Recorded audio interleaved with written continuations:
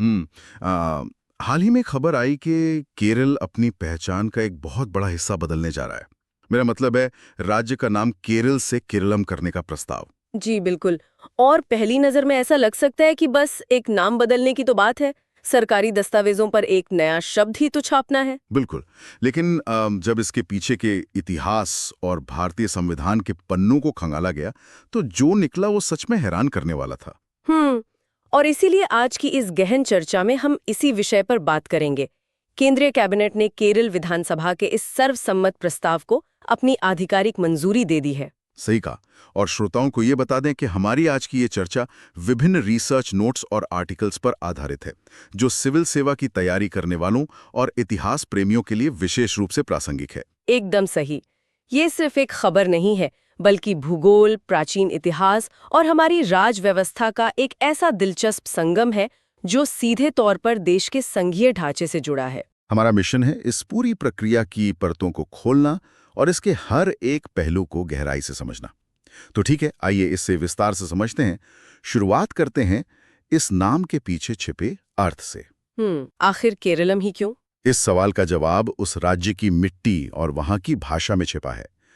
मलयालम बोलने वाले लोग सदियों से अपने राज्य को केरलम ही कहते आए हैं। उनकी आम बोलचाल, उनके लोकगीतों और उनके साहित्य में केरल शब्द का प्रयोग उस तरह से कभी नहीं होता जैसा कि भारत के अन्य हिस्सों या अंग्रेजी के सरकारी दस्तावेजों में होता है। और इसके पीछे की जो उत्पत्ति है, इटिमोलॉजी है, जी। वो तो और भी काव्यात्मक है। केरा का अर्थ होता है नारियल और अलम का अर्थ है भूमि, यानी नारियल की भूमि। बिल्कुल।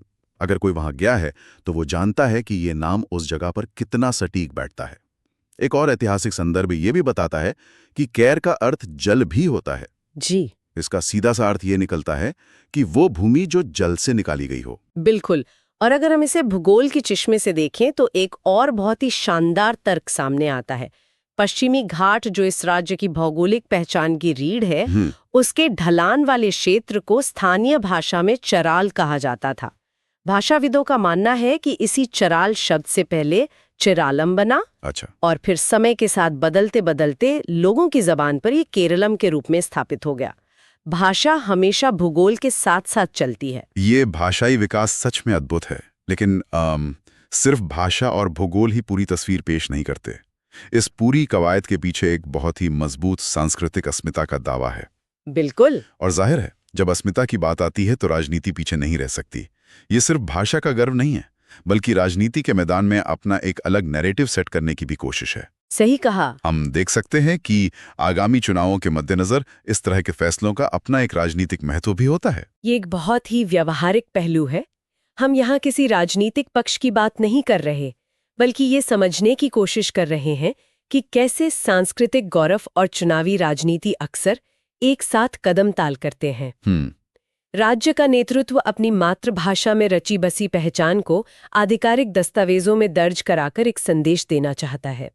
लेकिन राजनीति से इतर इस भूमि का इतिहास इतना समृद्ध है कि ये हमें सदियों पीछे ले जाता है। वही इतिहास मुझे इस पूरे विषय में सबसे ज्यादा रोमांचित करता है। जब हम इतिहास के पन्नों को पलटते हैं तो 257 ईसा पूर्व के सम्राट अशोक के दूसरे शिलालेख का संदर्भ मिलता है। जी, रॉकेडिक 2। हाँ, उसमें स्पष्ट रूप से केरल पुत्र का उल्लेख किया गया है। ये सोचने वाली बात है कि आज से हजारों साल पहले भी इस क्षेत्र की एक स्पष्ट स्वतंत्र पहचान मौजूद थी, जिसे मौर्य साम्राज्य तक मान्यता दे रहा था। यहाँ जो बात सबसे आकर्षक है वो ये है कि सम्राट अशोक के शिलालेख में दर्ज केरल पुत्र का सीधा संबंध प्राचीन चेर वंश से है। अच्छा, चेर राजवंश। जी, दक्षिण भारत के इतिहास में चेर राजवंश का एक अत्यंत शक्तिशाली और व्यापारिक रूप से समृद्ध इतिहास रहा है। रोमन साम्राज्य के साथ मसालों का व्यापार करने वाले इसी चेर वंश के शासनकाल में इस क्षेत्र को चिरालम कहा जाता था। ये सिर्फ कोई नाम नहीं था, बल्कि एक वैश्विक व्यापारिक ब्रांड की तरह था। और इसी चेरालम से केरलम की यात्रा शुरू होती है। अगर हम इतिहास से थोड़ा पीछे जाकर पौराणिक कथाओं की दुनिया में झांकें, तो वहां भी इस भूमि के जन्म की एक बहुत ही मशहूर कहानी है। परशुराम वाली कहानी। बिल्कुल। मान्यता है कि भगवान परशुराम ने अपना फरसा समुद्र में फेंका था और वहां से जो भूमि जल को चीरकर बाहर निकली, वही आज का केरल है। ये कहानी उस कैर यानी जल और अलम यानी भूमि वाले तर्क को एक सांस्कृतिक मान्यता देती है। पौराणिक कथाएं अक्सर अपने समय की भौगोलिक घटनाओं को कहानी का रूप दे देती हैं, लेकिन अगर हम इन सब से निकलकर आधुनिक इतिहास की ओर आएं, तो केरलम की मांग की असली जड़ें 20वीं सदी में दिखाई देती हैं। स्वतंत्रता संग्राम के दौरान 1920 के दशक में ऐक्य केरल आंदोलन की शुरुआत हुई थी। ऐक्य केरल आंदोलन यानी एक अखंड केरल बनाने की मांग। उस समय की जमीनी हकीकत को देखें तो मलयालम बोलने वाले लोग अलग अलग प्रशासनिक इकाइयों में बटे हुए थे। जी। कुछ ब्रिटिश मालाबार में थे, कुछ कोचीन की रियासत में और कुछ त्रावणकोर में। इस आंदोलन का मुख्य उद्देश्य इन तीनों को मिलाकर मलयालम बोलने वालों के लिए एक साझा राज्य बनाना था। वही वो दौर था जब भाषा ने एक राजनीतिक धागे का काम किया। आजादी के बाद जब भारत में राज्यों के पुनर्गठन की मांग तेज हुई, तो फजल अली आयोग ने इस बात को समझा। सही बात है। और अंततः 1 नवंबर 1956 को राज्य पुनर्गठन अधिनियम लागू हुआ। इसी अधिनियम के तहत भाषाई आधार पर इन तीनों क्षेत्रों को मिलाकर आधिकारिक तौर पर केरल राज्य का गठन किया गया। तो आखिर इस सब का मतलब क्या है? इतिहास की किताबों और भूगोल के नक्शों से निकलकर अगर हम इसे आज के भारत की राज व्यवस्था के चश्मे से देखें, तो ये सवाल उठता है कि एक राज्य का नाम बदलने की ये पूरी प्रक्रिया काम कैसे करती है? क्योंकि ये तो तय है कि किसी राज्य का नाम बदलना रातों रात होने वाला कोई छोटा मोटा काम नहीं है। ये एक बहुत ही गहरी और जटिल संवैधानिक प्रक्रिया है, और यहीं पर हमारे संविधान का अनुच्छेद 3 यानी आर्टिकल 3 तस्वीर में आता है। जी। संविधान निर्माताओं, विशेषकर डॉक्टर B.R. अम्बेडकर ने इस अनुच्छेद को बनाते समय बहुत दूरदृष्टि दिखाई थी। अनुच्छेद 3 संसद को एक सर्वोच्च और अद्वितीय शक्ति प्रदान करता है। बिल्कुल। इसके तहत संसद किसी भी मौजूदा राज्य का नाम बदल सकती है, उसकी सीमाएं घटा या बढ़ा सकती है, या 2 राज्यों को मिलाकर एक नया राज्य बना सकती है। इस शक्ति को समझने के लिए एक बहुत ही बेहतरीन उदाहरण दिया जा सकता है। हम भारत के संघीय ढांचे को एक विशाल घर की तरह मान सकते हैं और राज्यों को उस घर के कमरों की अंदरूनी दीवारों की तरह। बहुत बढ़िया उपमा है। अनुच्छेद 3 केंद्र सरकार या संसद को ये अधिकार देता है कि वो घर के अंदर की दीवारों को अपनी मर्जी से खिसकाकर कमरों का आकार बदल सकती है, कमरों का नाम बदल सकती है, या 2 कमरों के बीच की दीवार तोड़कर एक बड़ा कमरा बना सकती है। जी। लेकिन घर की जो बाहरी बाउंड्री है उसे कोई नहीं छू सकता। एकदम सटीक। इसी वजह से भारत को विनाशी राज्यों का अविनाशी संघ कहा जाता है। राज्यों का अस्तित्व, उनका नाम, उनकी सीमाएं, सब कुछ संसद की इच्छा पर निर्भर है, लेकिन पूरा देश एक अटूट इकाई है। तो इसकी जमीनी प्रक्रिया क्या होती है? केरल के इस मामले में हमने देखा कि राज्य की विधानसभा ने सर्वसम्मति से एक प्रस्ताव पारित किया कि नाम केरलम किया जाए। ये प्रस्ताव 2023 में भी आया था, लेकिन तकनीकी कारणों से इसे 2024 में दोबारा पास करके केंद्र को भेजा गया। अब प्रस्ताव तो पास हो गया, लेकिन असली खेल तो दिल्ली में शुरू होता है, गृह मंत्रालय के गलियारों में। बिल्कुल। जब ये प्रस्ताव केंद्रीय गृह मंत्रालय के पास पहुंचता है, तो वहां से कई दिशाओं में काम शुरू होता है। गृह मंत्रालय सीधे कोई फैसला नहीं लेता। वो अलग-अलग राष्ट्रीय एजेंसियों से अनापत्ति प्रमाण पत्र यानी NOC मांगता है। और इसमें कौन कौन सी एजेंसियां शामिल होती हैं? सिर्फ इंटेलिजेंस ब्यूरो यानी IB? नहीं, सिर्फ IB नहीं, बल्कि भारतीय सर्वेक्षण विभाग और डाक विभाग भी। डाक विभाग का क्या रोल है इसमें? इसका एक बहुत ही व्यावहारिक कारण है। भारतीय सर्वेक्षण विभाग को ये देखना होता है कि इस नाम परिवर्तन से नक्शों और भौगोलिक रिकॉर्ड में कोई भारी गड़बड़ी तो नहीं होगी। अच्छा। डाक विभाग ये सुनिश्चित करता है कि नाम बदलने से पिन कोड, पतों और पूरे देश के पत्राचार सिस्टम में कोई कंफ्यूजन पैदा न हो जाए। रेलवे को भी अपने स्टेशन बोर्ड और टिकटिंग सिस्टम में बदलाव करने होते हैं। समझ गया। जब इन सभी जगहों से हरी झंडी मिल जाती है, तभी मामला आगे बढ़ता है। और इसके बाद संविधान के अनुसार राष्ट्रपति की भूमिका शुरू होती है। अनुच्छेद 3 के तहत कोई भी ऐसा विधेयक संसद में पेश करने से पहले राष्ट्रपति की पूर्व सिफारिश या प्रायर रिकमेंडेशन के लिए भेजा जाना अनिवार्य है। जी, बिना राष्ट्रपति के अनुमति के बिल संसद के दरवाजे भी पार नहीं कर सकता। और राष्ट्रपति इस विधेयक को एक बार राज्य की विधानसभा के पास उनकी राय जानने के लिए वापस भेजते हैं।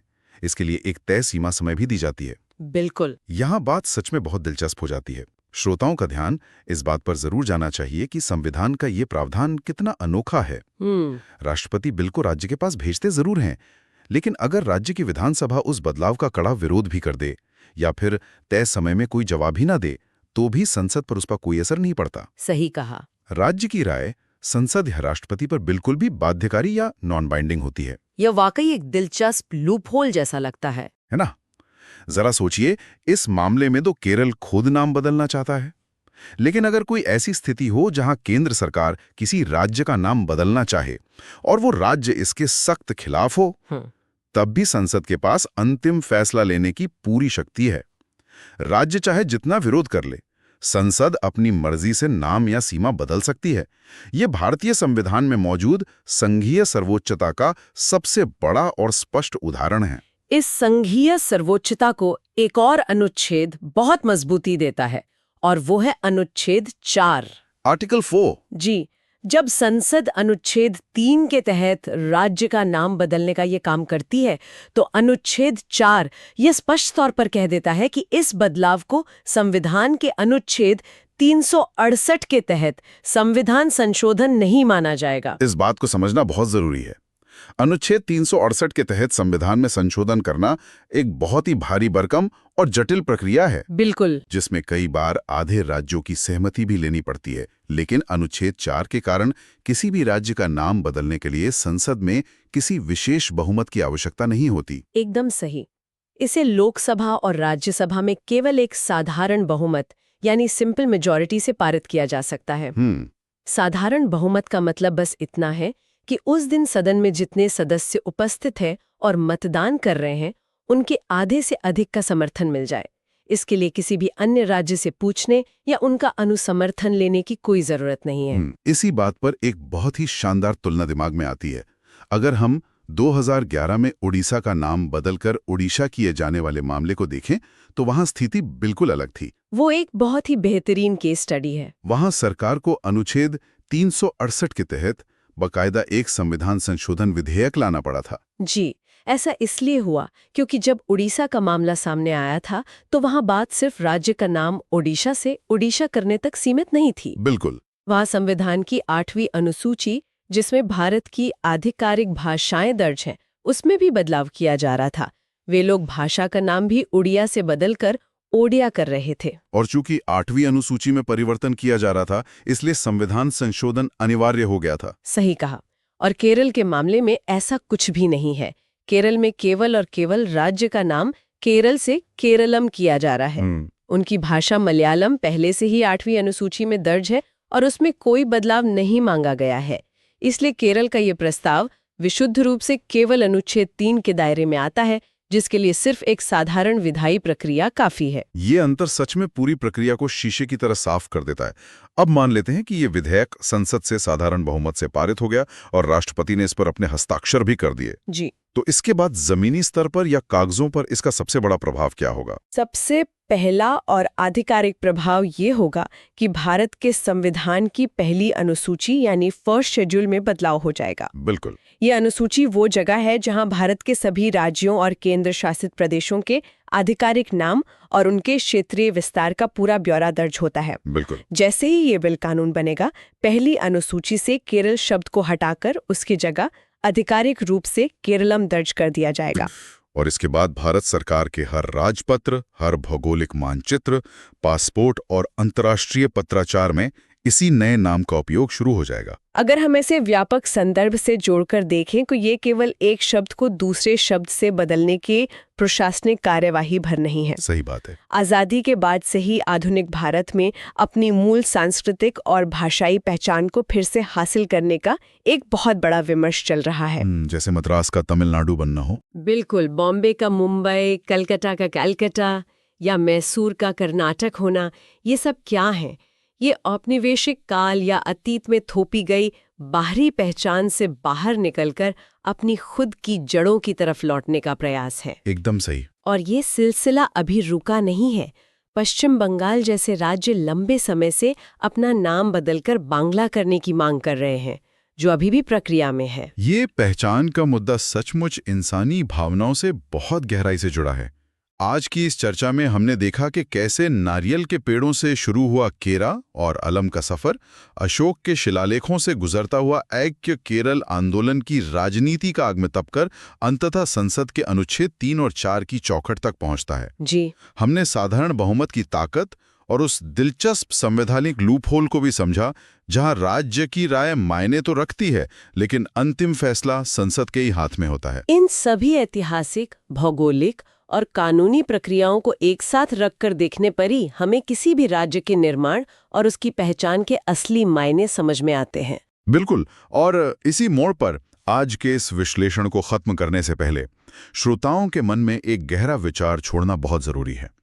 इतिहास और कानून की इस पूरी बहस को एक तरफ रखकर अगर सोचें, क्या दस्तावेजों पर, नक्शों पर और संविधान की पहली अनुसूची में राज्यों के नाम बदल देने से जमीनी स्तर पर प्रशासन की कार्यप्रणाली या आम नागरिक की रोजमर्रा की जिंदगी में सचमुच कोई गहरा या क्रांतिकारी बदलाव आता है? ये सोचने वाली बात है। या फिर ये कदम केवल भावनाओं को संतुष्ट करने और आने वाली पीढ़ियों के लिए सांस्कृतिक आख्यानों को एक नया आकार देने वाले प्रतीकात्मक कदम मात्र हैं? क्या एक नया नाम भविष्य के विकास की कोई गारंटी देता है, या ये केवल अतीत के गौरव को संजोने का एक जरिया है? बहुत ही गहरा सवाल है। इस गहरे सवाल के साथ हम ज्ञान और विचार मंथन की इस गहन चर्चा को यहीं विराम देते हैं। अगली बार किसी और दिलचस्प विषय की गहराइयों में उतरकर फिर से कुछ नया खंगालेंगे। तब तक के लिए सुनते रहिए